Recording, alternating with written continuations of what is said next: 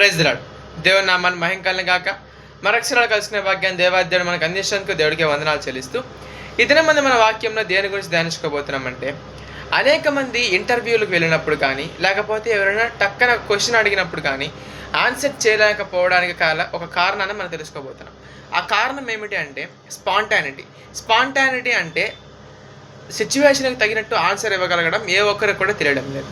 అది తెలియాలి అంటే దేవుని జ్ఞానం మనకు ఉండగలిగి ఉండాలి. మనం కానీ బైబిల్ గ్రంథంలో ఇద్దరు వ్యక్తుల గురించి మనం చూసినట్లయితే, మొదటి వ్యక్తి యోసేపు, రెండవ వ్యక్తి దానియేలు.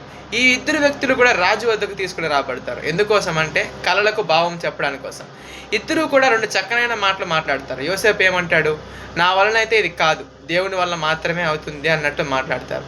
దానియేలు అయితే అక్కడ సిచ్యువేషన్ ఎలా ఉంటుంది అంటే, అందరినీ సంహరించాలి, జ్ఞానులందరినీ సంహరించాలి అన్నంత ఈ స్థితి ఉన్నప్పుడు అతడు ఏం చేస్తాడు, వాళ్ళందరినీ తప్పించే విధంగా మాట్లాడతాడు. స్పాంటానిటీ అనేది మనకు కావాలి అంటే మనం దేవుని జ్ఞానం కలిగి ఉండాలి. యోసేపు వలె దానియేలు వంటి జ్ఞానం కావాలంటే ఏం చేయాలో మనం రాబోయే దినంలో తెలుసుకుందాం.